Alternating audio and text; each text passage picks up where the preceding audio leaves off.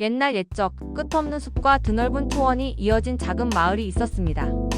이 마을에서는 아무도 바다를 본 적이 없었습니다. 바다는 전설처럼 전해져 내려왔고 그것은 마치 꿈에서나 나올 법한 이야기였죠. 바다는 얼마나 클까? 정말 거대한 물결이 춤을 추고 있을까? 마을 사람들은 늘 궁금해했지만 어느 누구도 용기를 내어 마을을 떠나지 않았습니다. 그런데 이 마을에는 특별히 호기심이 가득한 한 소년 아루가 있었습니다. 아루는 언제나 바다를 꿈꿨습니다. 아침이면 들판 끝까지 달려가 수평선 너머를 바라보며 속삭였죠. 언젠간 난 바다를 볼 거야. 그 푸르고 거대한 바다를. 그의 주변에는 바람에 날리는 풀잎, 그리고 낡은 나무배 한 척이 있었습니다. 그것은 그의 할아버지가 오랜 옛날 만든 배였죠. 사람들은 그 배가 바다로 나가기 위해 만들어졌다고들 했습니다. 어느 날 아루는 결심했습니다.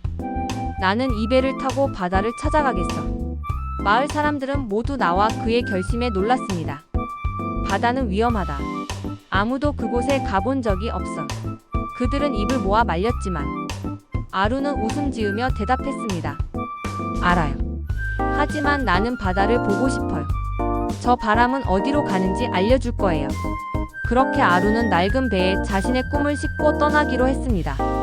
그는 마을에서 구한 튼튼한 밧줄과 건빵 몇 조각, 그리고 물병 하나를 챙겼습니다.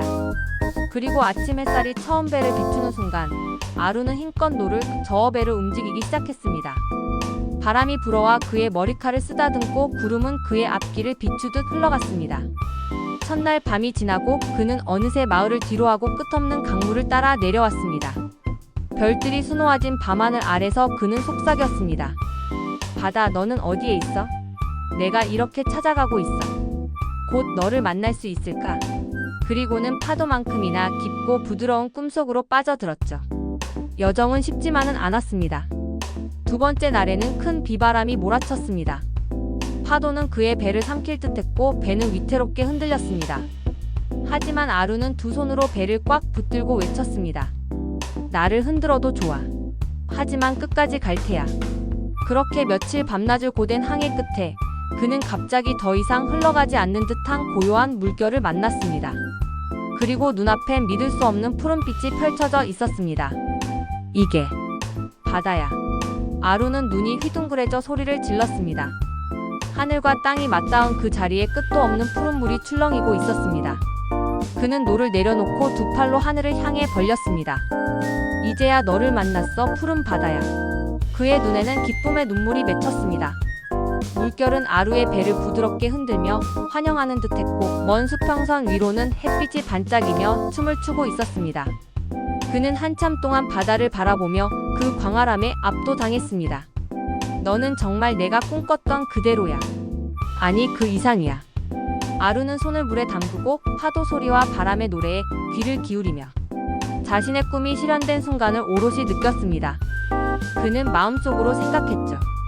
이제야 알 것 같아. 세상은 내가 알던 것보다 훨씬 크고 그 속엔 내가 아직 만날 수많은 신비가 있다는 것을. 아루는 다시 노를 쥐고 중얼거렸습니다. 이제 다시 또 다른 항해를 떠날 준비를 해야겠어. 바다는 시작일 뿐이니까.